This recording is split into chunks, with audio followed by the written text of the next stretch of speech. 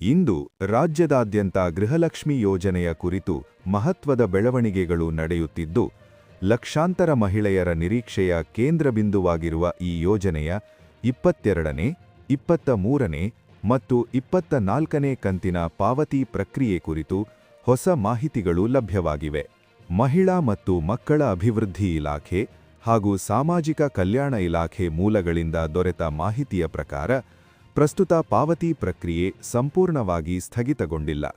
ಆದರೆ ಕೆಲವು ತಾಂತ್ರಿಕ ಹಾಗೂ ಆಡಳಿತಾತ್ಮಕ ಕಾರಣಗಳಿಂದಾಗಿ ಹಣ ಜಮಾ ಪ್ರಕ್ರಿಯೆಯಲ್ಲಿ ವಿಳಂಬ ಉಂಟಾಗಿದೆ. ಈ ವಿಷಯವನ್ನು ಸರ್ಕಾರವು ಪರೋಕ್ಷವಾಗಿ ಒಪ್ಪಿಕೊಂಡಿದ್ದು, ಲಾಭಾರ್ಥಿಗಳ ಆತಂಕ ನಿವಾರಣೆಗೆ ಸ್ಪಷ್ಟನೆ ನೀಡುವ ಪ್ರಯತ್ನ ಮುಂದುವರೆದಿದೆ.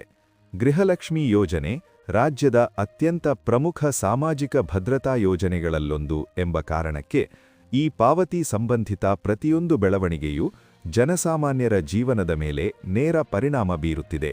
ಗೃಹಲಕ್ಷ್ಮಿ ಯೋಜನೆಯ ಮೂಲಕ ಪ್ರತಿ ತಿಂಗಳು ಕುಟುಂಬದ ಮಹಿಳಾ ಮುಖ್ಯಸ್ಥರಿಗೆ ಆರ್ಥಿಕ ಬೆಂಬಲ ನೀಡುವ ಉದ್ದೇಶವನ್ನು ಸರ್ಕಾರ ಮೊದಲ ದಿನದಿಂದಲೂ ಮುಂದಿಟ್ಟುಕೊಂಡಿದೆ. ಈ ಯೋಜನೆ ಜಾರಿಗೆ ಬಂದ ನಂತರ ಅನೇಕ ಗ್ರಾಮೀಣ ಮತ್ತು ನಗರ ಪ್ರದೇಶಗಳ ಮಹಿಳೆಯರು ತಮ್ಮ ದಿನನಿತ್ಯದ ಅಗತ್ಯಗಳಿಗೆ ಸ್ವಲ್ಪಮಟ್ಟಿನ ಸ್ವಾವಲಂಬನೆ ಸಾಧಿಸಿದ್ದಾರೆ ಎಂಬ ಅಭಿಪ್ರಾಯಗಳು ಕೇಳಿಬರುತ್ತಿವೆ.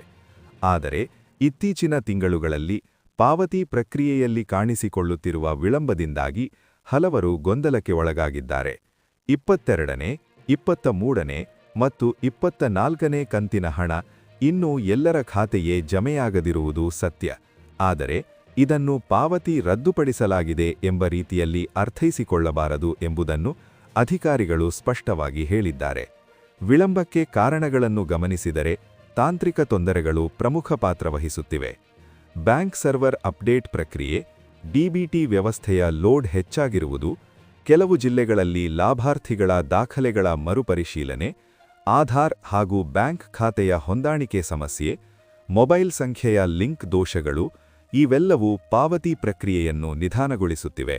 ವಿಶೇಷವಾಗಿ ಕೆಲವು ಜಿಲ್ಲೆಗಳಲ್ಲಿ ಹಳೆಯ ದಾಖಲೆಗಳಲ್ಲಿ ಸಣ್ಣ ಮಟ್ಟದ ತಪ್ಪುಗಳು ಕಂಡುಬಂದಿರುವುದರಿಂದ ಅವುಗಳನ್ನು ಸರಿಪಡಿಸದೆ ಹಣ ಬಿಡುಗಡೆ ಮಾಡಿದರೆ ಮುಂದಿನ ದಿನಗಳಲ್ಲಿ ಗಂಭೀರ ಸಮಸ್ಯೆಗಳು ಉಂಟಾಗಬಹುದು ಎಂಬ ಕಾರಣದಿಂದ ಅಧಿಕಾರಿಗಳು ಹೆಚ್ಚು ಎಚ್ಚರಿಕೆಯಿಂದ ಕಾರ್ಯನಿರ್ವಹಿಸುತ್ತಿದ್ದಾರೆ. ಈ ಕಾರಣದಿಂದಾಗಿ ಪಾವತಿ ಪ್ರಕ್ರಿಯೆಗೆ ಸ್ವಲ್ಪ ಸಮಯ ಹೆಚ್ಚಾಗುತ್ತಿದೆ ಎಂದು ಇಲಾಖೆಯ ಮೂಲಗಳು ತಿಳಿಸಿವೆ. ಇಂದಿನ ನೈಜ ಕಾಲದ ಅಪ್ಡೇಟ್ ಪ್ರಕಾರ ಹಾಸನ, ಉತ್ತರ ಕನ್ನಡ, ರಾಮನಗರ, ಬಳ್ಳಾರಿ, ಚಿತ್ರದುರ್ಗ, ದಾವಣಗೆರೆ, ಬೆಂಗಳೂರು ಗ್ರಾಮಾಂತರ, ಗದಗ, ಶಿವಮೊಗ್ಗ, ಬಾಗಲಕೋಟೆ ಮತ್ತು ಮೈಸೂರು ಜಿಲ್ಲೆಗಳ ಕೆಲವು ತಾಲೂಕುಗಳಲ್ಲಿ ಪಾವತಿ ಪ್ರಕ್ರಿಯೆ ಮತ್ತೆ ಚುರುಕುಗೊಂಡಿದೆ. ಈ ಜಿಲ್ಲೆಗಳ ಅನೇಕ ಲಾಭಾರ್ಥಿಗಳ ಖಾತೆಗೆ ಹಣ ಜಮಾ ಪ್ರಕ್ರಿಯೆ ಆರಂಭವಾಗಿದ್ದು, ಇಂದು ಸಂಜೆ ವೇಳೆಗೆ ಇನ್ನಷ್ಟು ಮಹಿಳೆಯರಿಗೆ ಹಣ ಜಮೆಯಾಗುವ ಸಾಧ್ಯತೆಯಿದೆ ಎಂದು ಅಧಿಕಾರಿಗಳು ಮಾಹಿತಿ ನೀಡಿದ್ದಾರೆ. ಈಗಾಗಲೇ ಕೆಲವು ಗ್ರಾಮೀಣ ಪ್ರದೇಶಗಳಲ್ಲಿ ಮಹಿಳೆಯರು ಬ್ಯಾಂಕ್ ಶಾಖೆಗಳಿಗೆ ಭೇಟಿ ನೀಡಿ ತಮ್ಮ ಖಾತೆ ಪರಿಶೀಲಿಸಿದಾಗ ಹಣ ಜಮೆಯಾಗಿದೆ ಎಂಬ ದೃಢೀಕರಣ ದೊರೆತಿದೆ ಎಂಬ ವರದಿಗಳು ಬರುತ್ತಿವೆ. ಇದು ಗೃಹಲಕ್ಷ್ಮಿ ಯೋಜನೆಯ ಪಾವತಿ ಸಂಪೂರ್ಣವಾಗಿ ನಿಂತಿಲ್ಲ ಎಂಬುದಕ್ಕೆ ಸ್ಪಷ್ಟ ಸಾಕ್ಷಿಯಾಗಿದೆ. ಆದರೆ ಎಲ್ಲ ಜಿಲ್ಲೆಗಳಲ್ಲಿ ಒಂದೇ ಸಮಯದಲ್ಲಿ ಪಾವತಿ ನಡೆಯುವುದಿಲ್ಲ ಎಂಬುದನ್ನು ಜನರು ಅರ್ಥಮಾಡಿಕೊಳ್ಳಬೇಕು ಎಂದು ಅಧಿಕಾರಿಗಳು ತಿಳಿಸಿದ್ದಾರೆ. ಡಿಬಿಟಿ ವ್ಯವಸ್ಥೆ ಮೂಲಕ ಹಣ ವರ್ಗಾವಣೆ ನಡೆಯುವಾಗ ಜಿಲ್ಲೆಗೊಂದು ಹಂತ, ತಾಲೂಕಿಗೆ ಮತ್ತೊಂದು ಹಂತ ಎಂಬ ರೀತಿಯಲ್ಲಿ ಹಣ ಬಿಡುಗಡೆ ಮಾಡಲಾಗುತ್ತದೆ. ಇದರ ಪರಿಣಾಮವಾಗಿ ಕೆಲವರಿಗೆ ಮೊದಲು ಹಣ ಜಮೆಯಾಗಬಹುದು, ಇನ್ನು ಕೆಲವರಿಗೆ ಸ್ವಲ್ಪ ತಡವಾಗಬಹುದು.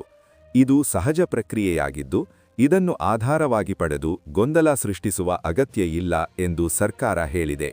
ವಿಶೇಷವಾಗಿ ಸಾಮಾಜಿಕ ಜಾಲತಾಣಗಳಲ್ಲಿ ಹರಡುತ್ತಿರುವ ಕೆಲವು ತಪ್ಪು ಸುದ್ದಿಗಳು ಮತ್ತು ವದಂತಿಗಳು ಜನರಲ್ಲಿ ಭಯ ಮತ್ತು ಅನುಮಾನವನ್ನು ಹೆಚ್ಚಿಸುತ್ತಿವೆ ಎಂಬುದು ಗಮನಕ್ಕೆ ಬಂದಿದೆ.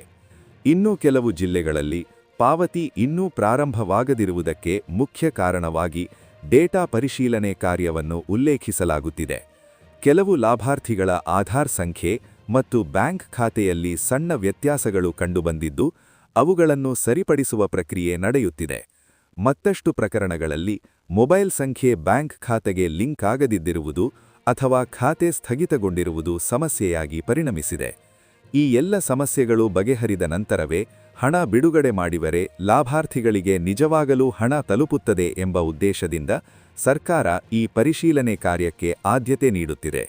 ಗೃಹಲಕ್ಷ್ಮಿ ಯೋಜನೆಯ ಪಾವತಿ ಪ್ರಕ್ರಿಯೆ ಹಂತಹಂತವಾಗಿ ನಡೆಯುತ್ತಿರುವುದರಿಂದ ಉಳಿದ ಜಿಲ್ಲೆಗಳ ಲಾಭಾರ್ಥಿಗಳಿಗೆ ಹಣ ಮುಂದಿನ ಹಂತದಲ್ಲಿ ಜಮೆಯಾಗಲಿದೆ ಎಂದು ಸರ್ಕಾರ ಸ್ಪಷ್ಟಪಡಿಸಿದೆ. ಇದನ್ನು ಇಲಾಖೆಯ ಹಿರಿಯ ಅಧಿಕಾರಿಗಳು ದೃಢೀಕರಿಸಿದ್ದು, ಯಾರಿಗೂ ಆತಂಕ ಪಡಬೇಕಾದ ಅವಶ್ಯಕತೆ ಇಲ್ಲ ಎಂದು ಹೇಳಿದ್ದಾರೆ. ಈ ಯೋಜನೆ ಸರ್ಕಾರದ ಪ್ರಮುಖ ಭರವಸೆಗಳಲ್ಲಿ ಒಂದಾಗಿರುವುದರಿಂದ ಯಾವುದೇ ಕಾರಣಕ್ಕೂ ಇದನ್ನು ನಿಲ್ಲಿಸುವ ಅಥವಾ ಕಡಿಮೆ ಮಾಡುವ ಪ್ರಶ್ನೆಯೇ ಇಲ್ಲ ಎಂಬ ಭರವಸೆಯನ್ನು ಅವರು ನೀಡಿದ್ದಾರೆ.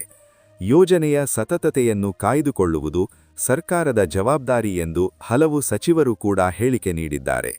ಗ್ರಾಮೀಣ ಪ್ರದೇಶಗಳ ಅನೇಕ ಮಹಿಳೆಯರು ಗೃಹಲಕ್ಷ್ಮಿ ಯೋಜನೆಯ ಹಣವನ್ನು ತಮ್ಮ ದಿನನಿತ್ಯದ ಅಗತ್ಯಗಳಿಗೆ, ಮಕ್ಕಳ ಶಿಕ್ಷಣಕ್ಕೆ, ಆರೋಗ್ಯ ವೆಚ್ಚಗಳಿಗೆ ಮತ್ತು ಸಣ್ಣ ಮಟ್ಟಿನ ಸ್ವ-ಉದ್ಯೋಗಗಳಿಗೆ ಬಳಸುತ್ತಿರುವುದು ಕಂಡುಬರುತ್ತಿದೆ. ಕೆಲವು ಮಹಿಳೆಯರು ಈ ಹಣದ ಸಹಾಯದಿಂದ ಸ್ವಸಹಾಯ ಸಂಘಗಳ ಮೂಲಕ ಸಣ್ಣ ಉಳಿತಾಯ ಆರಂಭಿಸಿದ್ದಾರೆ ಎಂಬ ಉದಾಹರಣೆಗಳು ಇವೆ. ಈ ಕಾರಣದಿಂದಾಗಿ ಗೃಹಲಕ್ಷ್ಮಿ ಯೋಜನೆ ಕೇವಲ ಹಣಕಾಸು ನೆರವಿಗಷ್ಟೇ ಸೀಮಿತವಾಗದೆ ಮಹಿಳೆಯರಲ್ಲಿ ಆತ್ಮವಿಶ್ವಾಸ ಮತ್ತು ಸ್ವಾವಲಂಬನೆ ಬೆಳೆಸುವ ಮಹತ್ವದ ಯೋಜನೆಯಾಗಿ ಪರಿಣಮಿಸಿದೆ ಎಂಬ ಅಭಿಪ್ರಾಯ ಸಮಾಜದ ವಿವಿಧ ವಲಯಗಳಿಂದ ವ್ಯಕ್ತವಾಗುತ್ತಿದೆ. ಪಾವತಿ ವಿಳಂಬದಿಂದಾಗಿ ಕೆಲವು ಕುಟುಂಬಗಳಲ್ಲಿ ದಿನನಿತ್ಯದ ಯೋಜನೆಗಳಲ್ಲಿ ಅಡಚಣೆ ಉಂಟಾಗಿದೆ ಎಂಬುದನ್ನು ನಿರಾಕರಿಸಲಾಗುವುದಿಲ್ಲ. ವಿಶೇಷವಾಗಿ ಬಡ ಮತ್ತು ಮಧ್ಯಮ ವರ್ಗದ ಕುಟುಂಬಗಳು ಈ ಹಣದ ಮೇಲೆ ಹೆಚ್ಚು ಅವಲಂಬಿತವಾಗಿರುವುದರಿಂದ ಕಂತು ಸಮಯಕ್ಕೆ ಸಿಗದಿದ್ದರೆ ಸಮಸ್ಯೆಗಳು ಎದುರಾಗುತ್ತವೆ. ಈ ಅಂಶವನ್ನು ಸರ್ಕಾರವೂ ಅರಿತಿದ್ದು, ಆದಷ್ಟು ಬೇಗ ಪಾವತಿ ಪ್ರಕ್ರಿಯೆಯನ್ನು ಸರಳಗೊಳಿಸಲು ಮತ್ತು ವೇಗಗೊಳಿಸಲು ಕ್ರಮ ಕೈಗೊಳ್ಳಲಾಗುತ್ತಿದೆ ಎಂದು ತಿಳಿಸಿದೆ.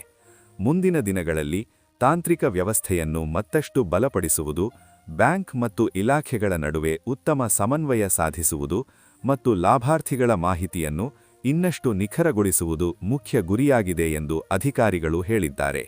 ಲಾಭಾರ್ಥಿಗಳು ತಮ್ಮ ಮಟ್ಟದಲ್ಲಿ ಕೆಲವು ಕ್ರಮಗಳನ್ನು ಕೈಗೊಳ್ಳುವುದರಿಂದ ಪಾವತಿ ಪ್ರಕ್ರಿಯೆ ಸುಗಮವಾಗಬಹುದು ಎಂದು ಇಲಾಖೆ ಸಲಹೆ ನೀಡಿದೆ. ತಮ್ಮ ಬ್ಯಾಂಕ್ ಖಾತೆ ಸಕ್ರಿಯವಾಗಿದೆಯೇ ಎಂಬುದನ್ನು ಪರಿಶೀಲಿಸಿಕೊಳ್ಳುವುದು, ಆಧಾರ್ ಸಂಖ್ಯೆ ಸರಿಯಾಗಿ ಲಿಂಕ್ ಆಗಿದೆಯೇ ಎಂಬುದನ್ನು ದೃಢೀಕರಿಸಿಕೊಳ್ಳುವುದು, ಮೊಬೈಲ್ ಸಂಖ್ಯೆ ಬ್ಯಾಂಕ್ ಖಾತೆಗೆ ಜೋಡಿಸಲಾಗಿದೆ ಎಂಬುದನ್ನು ಖಚಿತಪಡಿಸಿಕೊಳ್ಳುವುದು ಬಹಳ ಮುಖ್ಯವಾಗಿದೆ. ಕೆಲವೊಮ್ಮೆ ಸಣ್ಣ ಮಟ್ಟದ ತಪ್ಪುಗಳ ಕಾರಣಕ್ಕೆ ಹಣ ಜಮೆಯಾಗದೆ ಉಳಿಯುತ್ತದೆ. ಉದಾಹರಣೆಗೆ, ಹೆಸರಿನ ಸ್ಪೆಲ್ಲಿಂಗ್ ವ್ಯತ್ಯಾಸ, ಆಧಾರ್ ಸಂಖ್ಯೆಯಲ್ಲಿ ಅಂಕೆಯ ತಪ್ಪು, ಖಾತೆ ಸಂಖ್ಯೆಯಲ್ಲಿ ಸಣ್ಣ ದೋಷ ಇವುಗಳೇ ದೊಡ್ಡ ಸಮಸ್ಯೆಗೆ ಕಾರಣವಾಗಬಹುದು. ಆದ್ದರಿಂದ ಲಾಭಾರ್ಥಿಗಳು ತಮ್ಮ ಹತ್ತಿರದ ಬ್ಯಾಂಕ್ ಶಾಖೆಗೆ ಭೇಟಿ ನೀಡಿ ಈ ಮಾಹಿತಿಗಳನ್ನು ಪರಿಶೀಲಿಸಿಕೊಳ್ಳುವುದು ಒಳ್ಳೆಯದು ಎಂದು ಅಧಿಕಾರಿಗಳು ಸಲಹೆ ನೀಡಿದ್ದಾರೆ. ಮಧ್ಯವರ್ತಿಗಳ ಮಾತಿಗೆ ಒಳಗಾಗಬೇಡಿ ಎಂಬ ಎಚ್ಚರಿಕೆಯನ್ನು ಸರ್ಕಾರ ಪುನಃ ನೀಡುತ್ತಿದೆ. ಕೆಲವು ಕಡೆಗಳಲ್ಲಿ ಹಣ ಕೊಡಿಸುತ್ತೇವೆ, ಸಮಸ್ಯೆ ಪರಿಹರಿಸುತ್ತೇವೆ ಎಂದು ಹೇಳಿ ಲಾಭಾರ್ಥಿಗಳಿಂದ ಹಣ ಪಡೆಯುವ ಪ್ರಯತ್ನಗಳು ನಡೆಯುತ್ತಿವೆ ಎಂಬ ದೂರುಗಳು ಬಂದಿವೆ. ಗೃಹಲಕ್ಷ್ಮಿ ಯೋಜನೆಯ ಪಾವತಿ ಸಂಪೂರ್ಣವಾಗಿ ಉಚಿತ ಪ್ರಕ್ರಿಯೆಯಾಗಿದ್ದು, ಇದಕ್ಕಾಗಿ ಯಾರಿಗೂ ಯಾವುದೇ ಶುಲ್ಕ ನೀಡಬೇಕಾದ ಅವಶ್ಯಕತೆ ಇಲ್ಲ. ಅಧಿಕೃತ ಮಾಹಿತಿ ಪಡೆಯಲು ಮಾತ್ರ ಸರ್ಕಾರದ ಅಧಿಕೃತ ವೆಬ್ಸೈಟ್, ಜಿಲ್ಲಾಧಿಕಾರಿ ಕಚೇರಿ, ತಾಲೂಕು ಕಚೇರಿ ಅಥವಾ ಮಹಿಳಾ ಮತ್ತು ಮಕ್ಕಳ ಅಭಿವೃದ್ಧಿ ಇಲಾಖೆ ಕಚೇರಿಗಳನ್ನು ಸಂಪರ್ಕಿಸಬೇಕು ಎಂಬುದನ್ನು ಲಾಭಾರ್ಥಿಗಳು ಗಮನದಲ್ಲಿಟ್ಟುಕೊಳ್ಳಬೇಕು. ರಾಜ್ಯ ಸರ್ಕಾರ ಗೃಹಲಕ್ಷ್ಮಿ ಯೋಜನೆಯ ಮೂಲಕ ಮಹಿಳೆಯರ ಆರ್ಥಿಕ ಶಕ್ತೀಕರಣಕ್ಕೆ ಬದ್ಧವಾಗಿದೆ ಎಂಬುದನ್ನು ಹಲವು ಬಾರಿ ಸ್ಪಷ್ಟಪಡಿಸಿದೆ. ಮುಂದಿನ ದಿನಗಳಲ್ಲಿ ಯೋಜನೆಯನ್ನು ಇನ್ನಷ್ಟು ಪರಿಣಾಮಕಾರಿಯಾಗಿ ಜಾರಿಗೆಗೊಳಿಸಲು ಹೊಸ ಕ್ರಮಗಳನ್ನು ಕೈಗೊಳ್ಳುವ ಚಿಂತನೆಯೂ ನಡೆಯುತ್ತಿದೆ ಎಂಬ ಮಾಹಿತಿಗಳು ಲಭ್ಯವಾಗಿವೆ. ತಂತ್ರಜ್ಞಾನ ಬಳಕೆಯನ್ನು ಹೆಚ್ಚಿಸುವುದು, ಪಾವತಿ ಪ್ರಕ್ರಿಯೆಯನ್ನು ಇನ್ನಷ್ಟು ಪಾರದರ್ಶಕಗೊಳಿಸುವುದು, ಲಾಭಾರ್ಥಿಗಳಿಗೆ ತಕ್ಷಣದ ಮಾಹಿತಿ ತಲುಪುವ ವ್ಯವಸ್ಥೆಯನ್ನು ರೂಪಿಸುವುದು ಇವೆಲ್ಲವೂ ಮುಂದಿನ ಯೋಜನೆಗಳ ಭಾಗವಾಗಿದೆ ಎಂದು ಹೇಳಲಾಗುತ್ತಿದೆ. ಇದರ ಮೂಲಕ ಪಾವತಿ ವಿಳಂಬ, ಗೊಂದಲ ಮತ್ತು ವದಂತಿಗಳಿಗೆ ಕಡಿವಾಣ ಹಾಕುವ ಉದ್ದೇಶ ಸರ್ಕಾರದ್ದಾಗಿದೆ. ಹಾಸನ, ಉತ್ತರ ಕನ್ನಡ, ರಾಮನಗರ, ಬಳ್ಳಾರಿ, ಚಿತ್ರದುರ್ಗ, ದಾವಣಗೆರೆ, ಬೆಂಗಳೂರು ಗ್ರಾಮಾಂತರ, ಗದಗ, ಶಿವಮೊಗ್ಗ, ಬಾಗಲಕೋಟೆ ಮತ್ತು ಮೈಸೂರು ಜಿಲ್ಲೆಗಳ ಕೆಲವು ತಾಲೂಕುಗಳಲ್ಲಿ ಪಾವತಿ ಪ್ರಕ್ರಿಯೆ ಮತ್ತೆ ಚುರುಕುಗೊಂಡಿದೆ. ಈ ಜಿಲ್ಲೆಗಳ ಅನೇಕ ಲಾಭಾರ್ಥಿಗಳ ಖಾತೆಗೆ ಹಣ ಜಮಾ ಪ್ರಕ್ರಿಯೆ ಆರಂಭವಾಗಿದ್ದು, ಇಂದು ಸಂಜೆ ವೇಳೆಗೆ ಇನ್ನಷ್ಟು ಮಹಿಳೆಯರಿಗೆ ಹಣ ಜಮೆಯಾಗುವ ಸಾಧ್ಯತೆಯಿದೆ ಎಂದು ಅಧಿಕಾರಿಗಳು ಮಾಹಿತಿ ನೀಡಿದ್ದಾರೆ. ಈಗಾಗಲೇ ಕೆಲವು ಗ್ರಾಮೀಣ ಪ್ರದೇಶಗಳಲ್ಲಿ ಮಹಿಳೆಯರು ಬ್ಯಾಂಕ್ ಶಾಖೆಗಳಿಗೆ ಭೇಟಿ ನೀಡಿ ತಮ್ಮ ಖಾತೆ ಪರಿಶೀಲಿಸಿದಾಗ ಹಣ ಜಮೆಯಾಗಿದೆ ಎಂಬ ದೃಢೀಕರಣ ದೊರೆತಿದೆ ಎಂಬ ವರದಿಗಳು ಬರುತ್ತಿವೆ. ಇದು ಗೃಹಲಕ್ಷ್ಮಿ ಯೋಜನೆಯ ಪಾವತಿ ಸಂಪೂರ್ಣವಾಗಿ ನಿಂತಿಲ್ಲ ಎಂಬುದಕ್ಕೆ ಸ್ಪಷ್ಟ ಸಾಕ್ಷಿಯಾಗಿದೆ. ಆದರೆ ಎಲ್ಲಾ ಜಿಲ್ಲೆಗಳಲ್ಲಿ ಒಂದೇ ಸಮಯದಲ್ಲಿ ಪಾವತಿ ನಡೆಯುವುದಿಲ್ಲ ಎಂಬುದನ್ನು ಜನರು ಅರ್ಥಮಾಡಿಕೊಳ್ಳಬೇಕು ಎಂದು ಅಧಿಕಾರಿಗಳು ತಿಳಿಸಿದ್ದಾರೆ. ಡಿಬಿಟಿ ವ್ಯವಸ್ಥೆ ಮೂಲಕ ಹಣ ವರ್ಗಾವಣೆ ನಡೆಯುವಾಗ ಜಿಲ್ಲೆಗೊಂದು ಹಂತ, ತಾಲೂಕಿಗೆ ಮತ್ತೊಂದು ಹಂತ ಎಂಬ ರೀತಿಯಲ್ಲಿ ಹಣ ಬಿಡುಗಡೆ ಮಾಡಲಾಗುತ್ತದೆ. ಇದರ ಪರಿಣಾಮವಾಗಿ ಕೆಲವರಿಗೆ ಮೊದಲು ಹಣ ಜಮೆಯಾಗಬಹುದು, ಇನ್ನು ಕೆಲವರಿಗೆ ಸ್ವಲ್ಪ ತಡವಾಗಬಹುದು. ಇದು ಸಹಜ ಪ್ರಕ್ರಿಯೆಯಾಗಿದ್ದು, ಇದನ್ನು ಆಧಾರವಾಗಿ ಪಡೆದು ಗೊಂದಲ ಸೃಷ್ಟಿಸುವ ಅಗತ್ಯ ಇಲ್ಲ ಎಂದು ಸರ್ಕಾರ ಹೇಳಿದೆ. ವಿಶೇಷವಾಗಿ ಸಾಮಾಜಿಕ ಜಾಲತಾಣಗಳಲ್ಲಿ ಹರಡುತ್ತಿರುವ ಕೆಲವು ತಪ್ಪು ಸುದ್ದಿಗಳು ಮತ್ತು ವದಂತಿಗಳು ಜನರಲ್ಲಿ